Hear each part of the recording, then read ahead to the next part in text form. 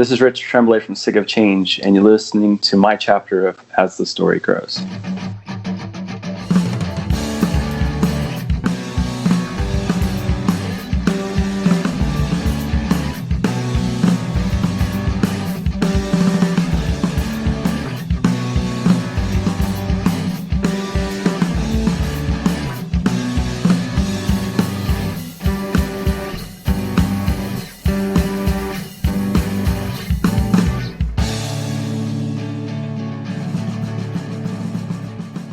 Welcome to the next chapter of As the Story Grows. I'm Brian Patton. This week, I'm excited to be joined by Rich Tremblay from Sick of Change. Rich reached out after Mike Wright's episode, and as a fan of Bettie Rocket records, I jumped at the opportunity to chat with another band from that era. We talked about the whirlwind career of Sick of Change and the Bettie Rocket scene, plus Rich's upcoming musical endeavor.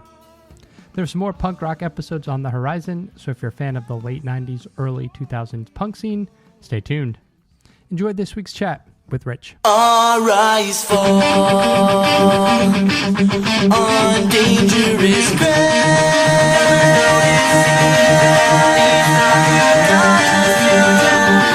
What we see is trapped inside of our hearts. Desensitization of our minds causes to believe that lust is love. Yeah, for me, it's I work in the school district, so we were going to be off for the summer anyway, but it was nice to kind of like not have to work and get paid. Yeah. And then, but I thought I was going to have more time to work on some music that I've been writing, and I've just been wanting to record it, and I thought I'd have more time, but the wife was working a little overtime. She works in the medical field, so by the time, we put the 6-year-old to bed, it's just like, I don't really want to do anything. So, but yeah. Yeah. All right. Well, let's get into your background, man. Did you grow up in the Riverside area? When I was younger, we lived in what's called the Inland Empire, which is a territory which is east of Orange County and LA County. So I grew up in cities like Ontario and Fontana. And when we started the band, my brother and I, we lived in North Rialto, okay, which is right next to Fontana, and it's also within like driving distance of Rancho Cucamonga, so kind of in that area. Our bass player on our second record, he is from Riverside.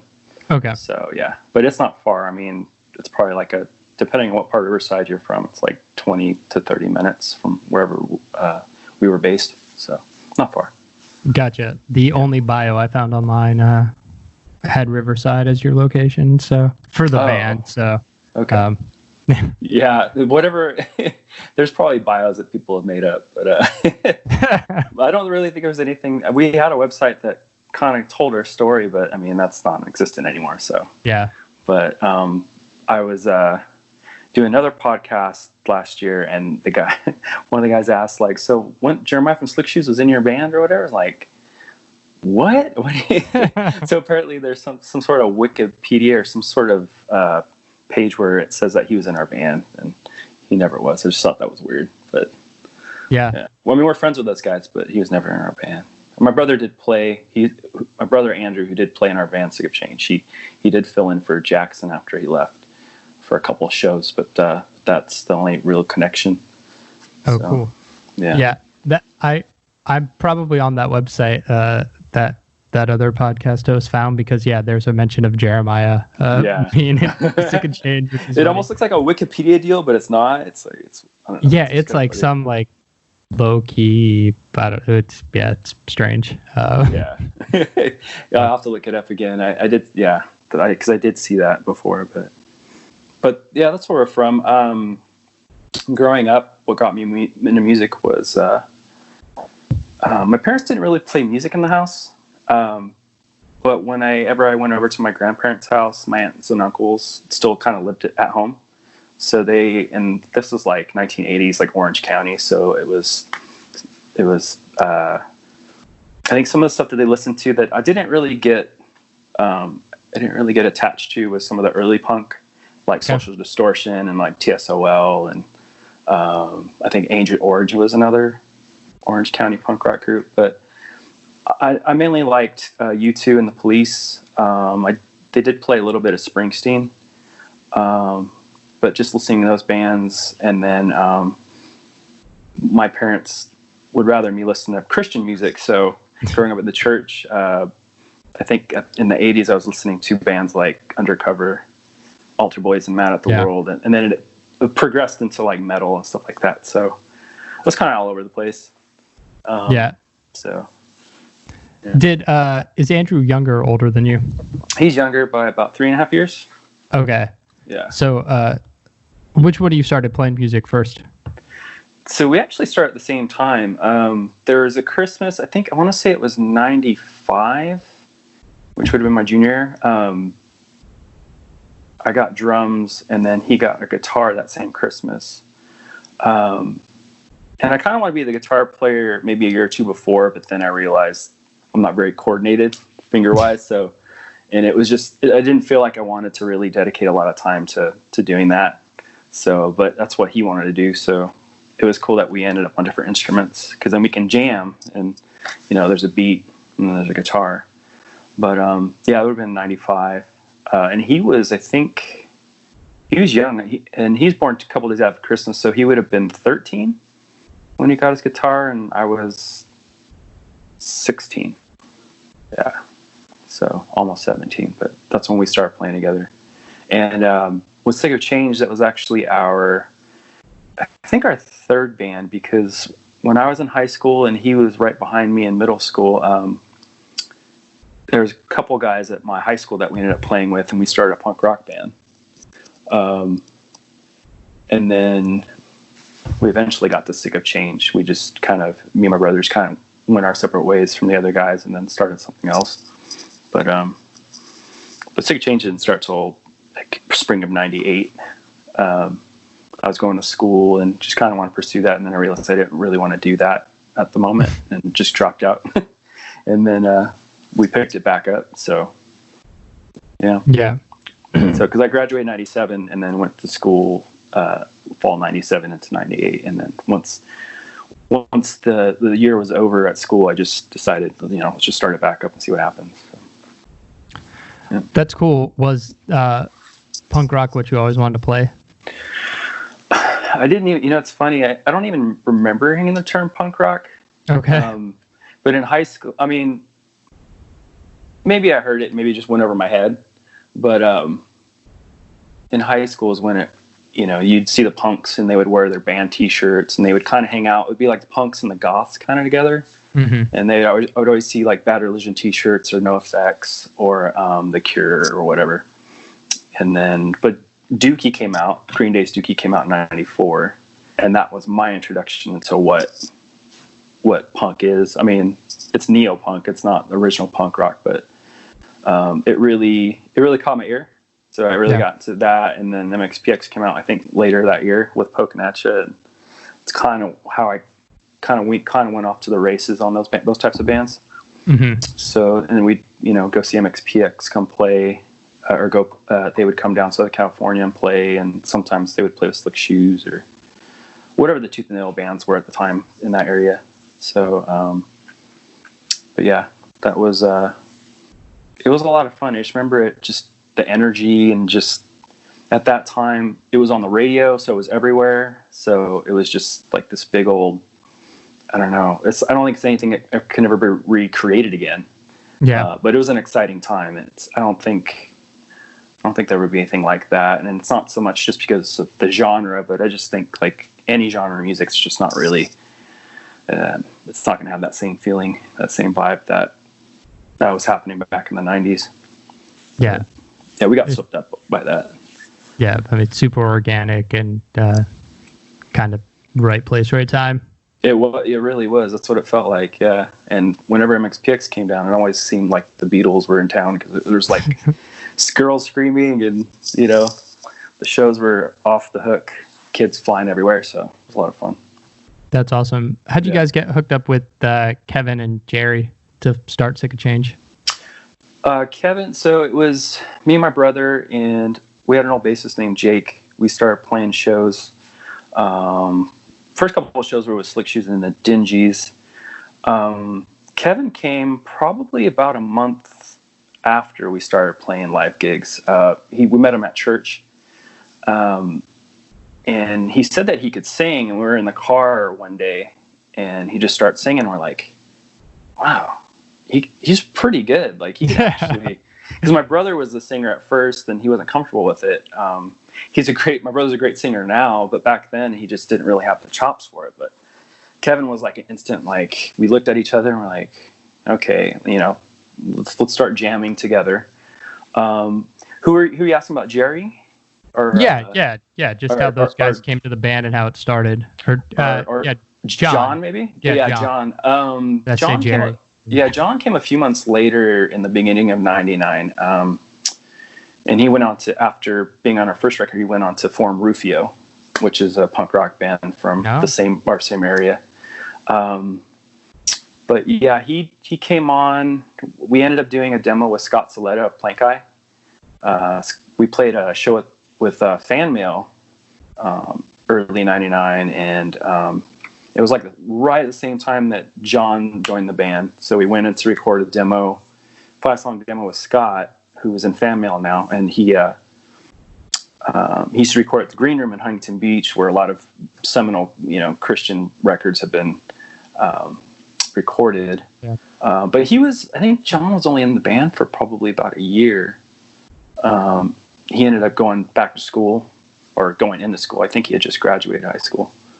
But yeah, he was in the band. I think he helped make us tighter. It's just like his bass playing, he's very technical. He was, his timing was really good. I don't think my timing was great at that point, but I don't know. We just sounded like, it seemed like every decision we made as far as bringing the next person to the band, it seemed like it just made us better. Cause I think, I don't know. And I mean, we were playing a lot more, so we were getting better as a band anyway, but, yeah, he was in for about a year. And then Travis, who's on our second record, he ended up touring. He ended up touring with us on our first tour, which would have been in 2000. And John, it's because John was in school, and he didn't want to take the time off, so we brought Travis in just to fill in. But then he ended up just staying in the band because John ended up staying in school, and eventually John ended up pouring Rufio with a few of his high school friends. So I think it worked out for everybody, because Rufio did pretty well. Yeah, they did. They did pretty well for themselves. Yeah, they did. They ended up being on the Militia group for a couple records. But yeah, that's cool. How'd you guys get hooked up with Bettie Rocket? So we recorded that demo early 99, and then I'd sent a bunch of demos out to record companies, and I want to say Philip, he was the guy that's the head of the label, Philip Bonretta. I think he probably called me in probably May or June, and he said that he had listened to it and he really liked it. And he was like the only label at all that was really interested in talking. Yeah. We had gotten letters from other companies that weren't really, they're basically just decline letters that said that, it wasn't something they wanted to take on. But he was really into it. Really cool dude, just very down to earth. You had Mike Wright on last week, who was in Frito Boat, and they were label mates of ours. And Mike had said that, it was a family atmosphere, and it really did feel that way. All the bands liked each other. We all hung out. I think there's probably only a couple bands that we probably didn't know too well that we didn't really meet. But it was definitely a family atmosphere, and like Mike said, there wasn't really a lot of pressure. Yeah. So it was just like, he just was like, do your thing, and here's a tour, go out on the road. He didn't specify like that you needed a tour. Yeah. I mean, but we knew that's something we definitely wanted to do. We just wanted to see the country and meet fans and sell some records and have some fun. So but yeah, that process was pretty quick. So we signed the contract in June, and then about a month later we ended up in the studio for the first record. Recorded it with Andy Ernst. He's in Hayward, California, and he recorded first two Green Day records. So he did the 1,039 hours smooth or something. Yeah. And then Kurt Plunk or whatever. And then the first, I think, 3 or 4 AFI records. And that was a lot of fun. I'm trying to think. Yeah, so it would have been July, and then it eventually came out in November of 99.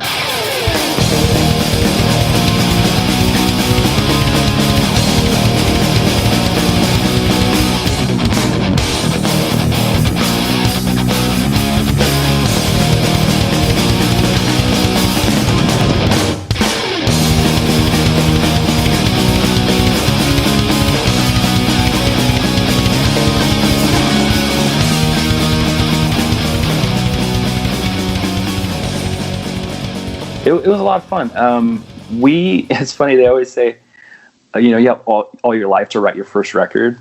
I think when Philip had called us to sign, and he wanted to sign us, I think we definitely needed to write like a handful more songs just to get like a full album, or at least have enough songs for an album. So that last month before we went to the studio, we were just trying to do it, so fast. I wrote, I think, probably half or most of the lyrics, just as far as the history of the band goes. So I'm just, trying to put stuff together. My brother wrote most of the music, so he's, trying to bang stuff out, and we're all trying to get together and try and make this thing happen. So to say that a first album was rushed we probably won't hear that often, but it felt like it, because we went in the studio, like I was still thinking about, okay, what's coming up next? What part is, what's the next part of the song and how does it go, sort of deal. But it ended up turning out, I think, fairly good. My favorite one is actually the second one, but because I just feel like we were tighter as a band. I felt, because when we recorded that first record, we'd only been a band about a year, maybe 13, 14 months. So, most of the time when bands form, they're bands for 2, 3, 4 years, and then they get signed, and then they put a record out, and they're pretty much ready to go out the box.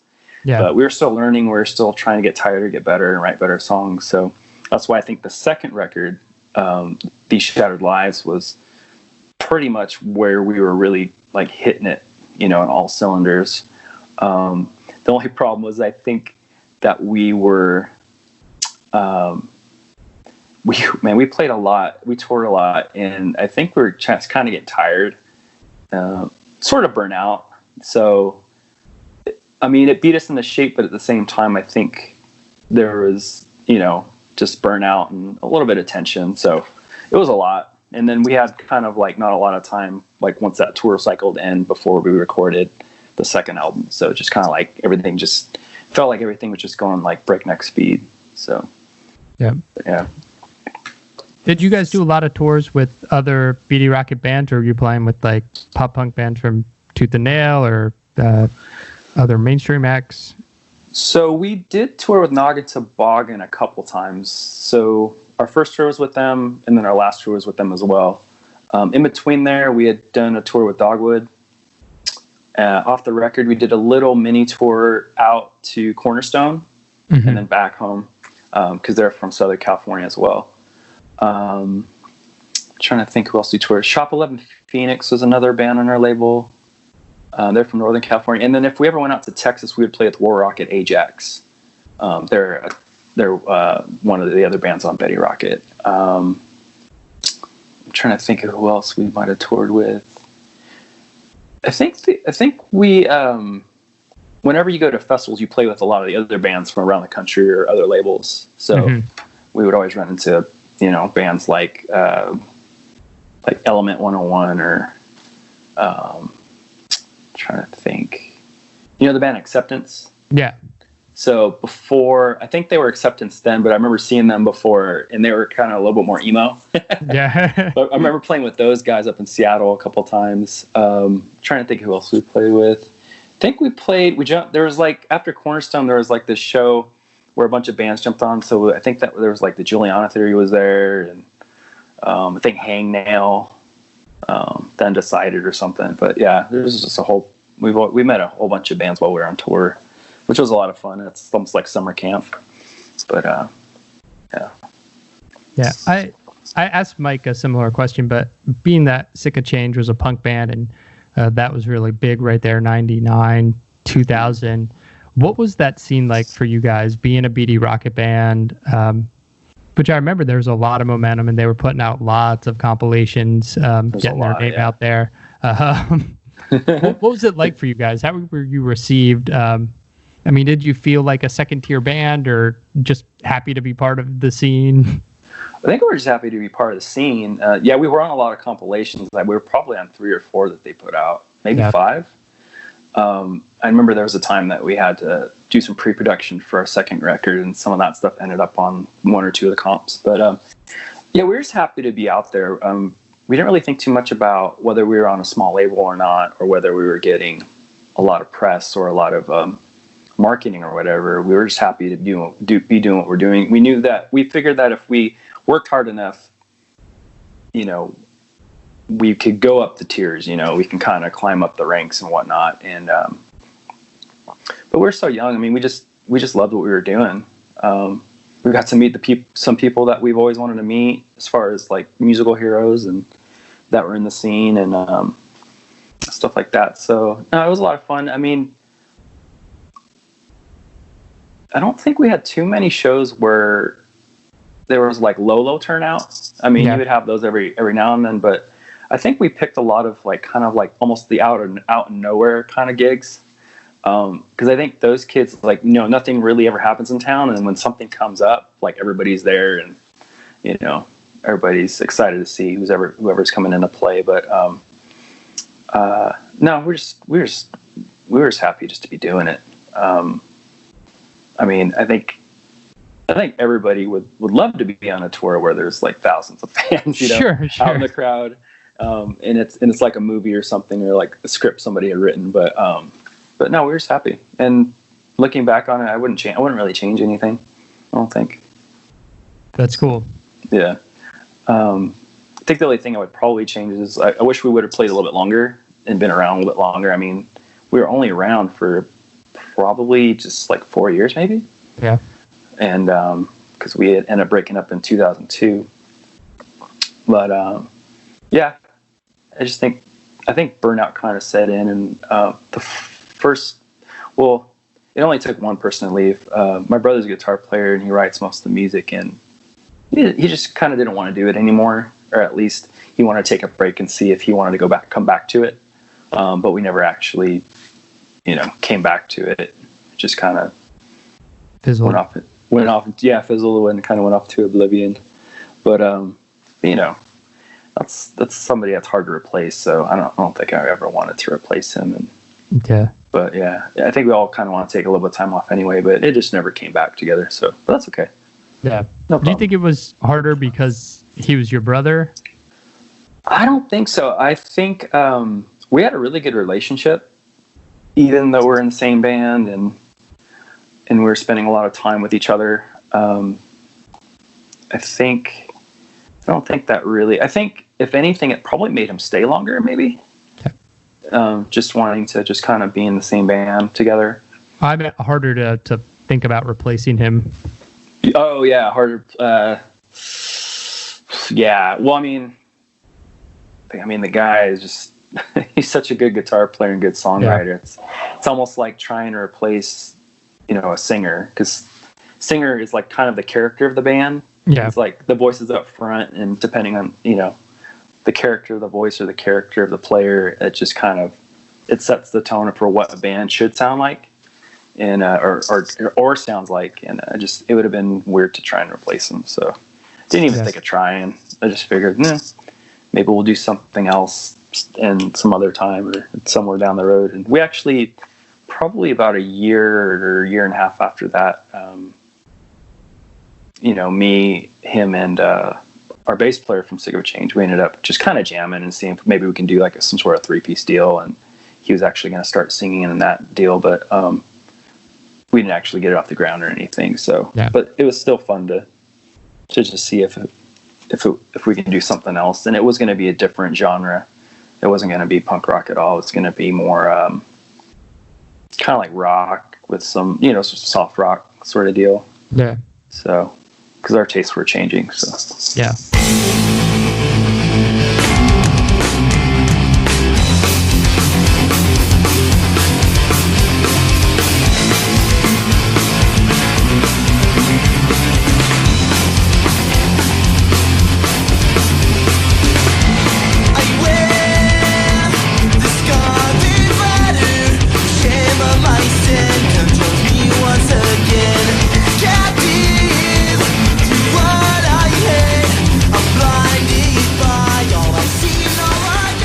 Well, I know you said you're currently working on some music. Did you do anything in that time after Sick of Change until now?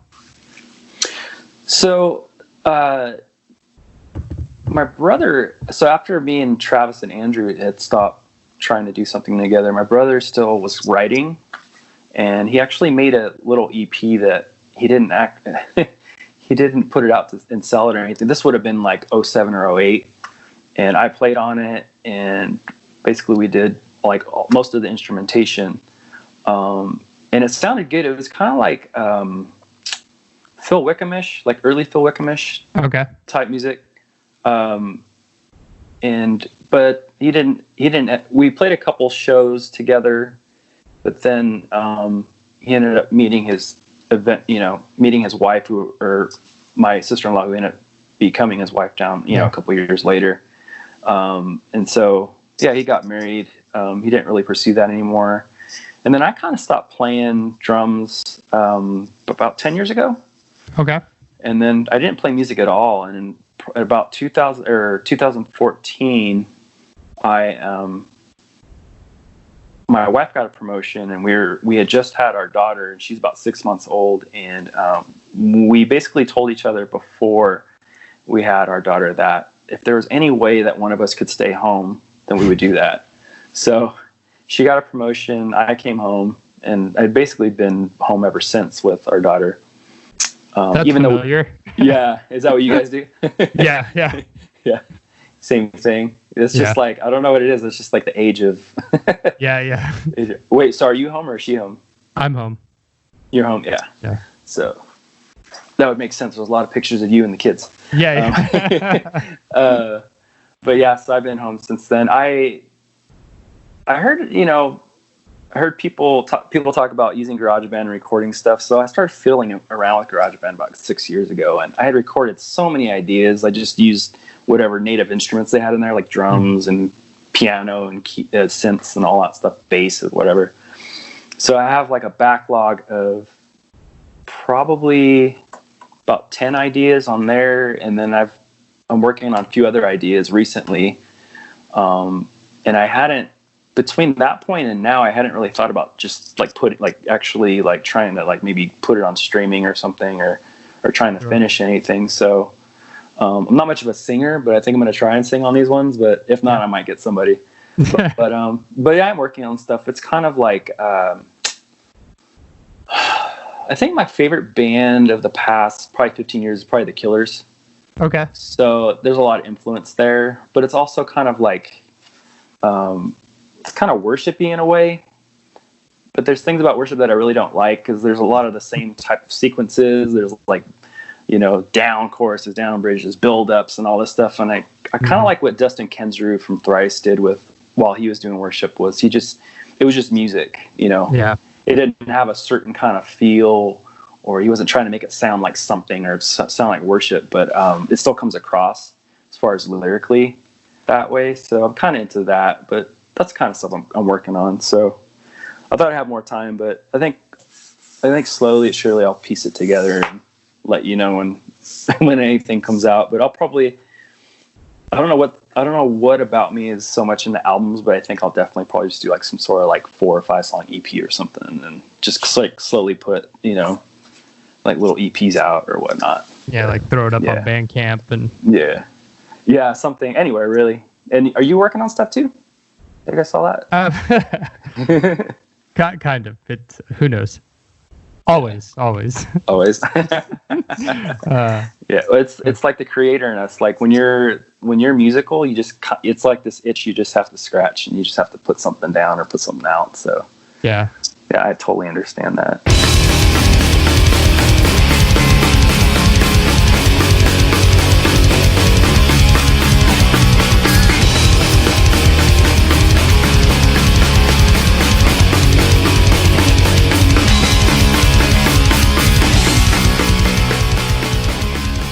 What made you quit playing drums?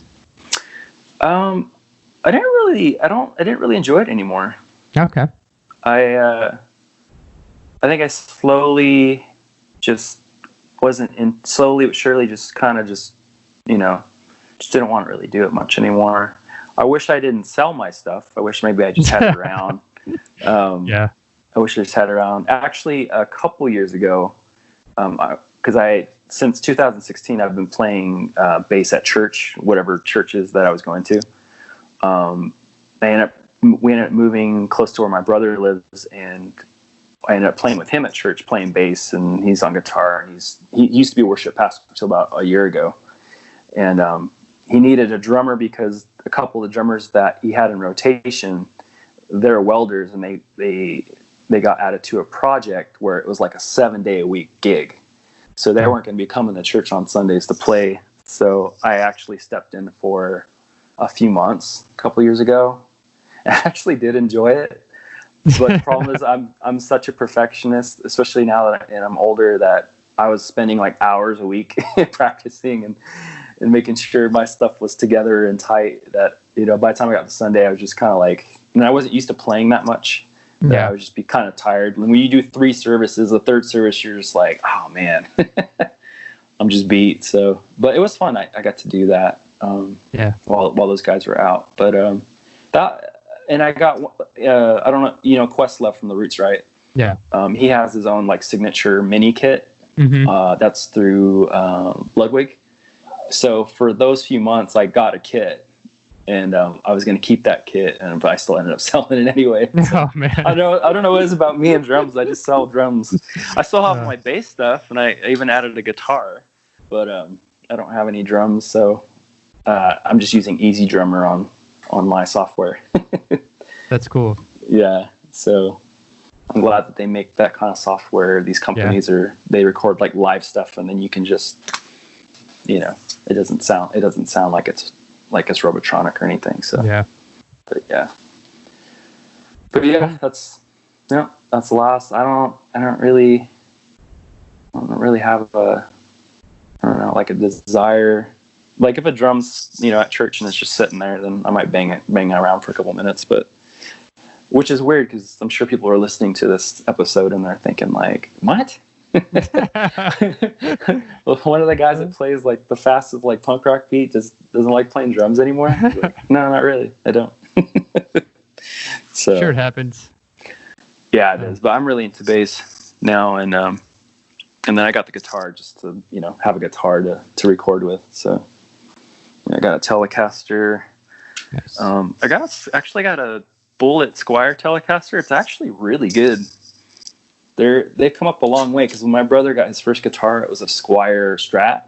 Yeah. And it was terrible. I don't know. It wasn't good. But man, these I think I got it.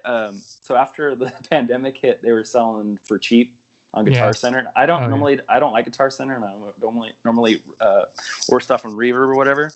But it was only like $120. I think with shipping it was $130, and it sounds good, plays good. It's like I didn't have to set it up for anything. I just tuned it straight up and it was good to go.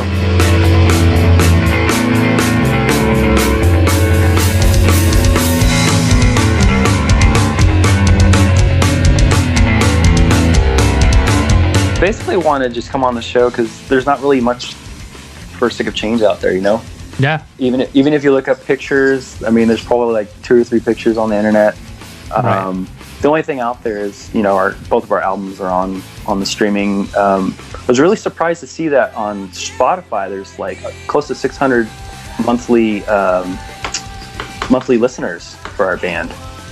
So nice. I thought that was, almost 20 years later, it's, people are still listening to it. So, but yeah, I just wanted to say hi to everybody out there, and, if you're a fan, thanks for listening. And if you're not, then go check out Apple Music or iTunes and look up Sick of Change. I got a couple records, and there's a few compilations from our record company on there. So.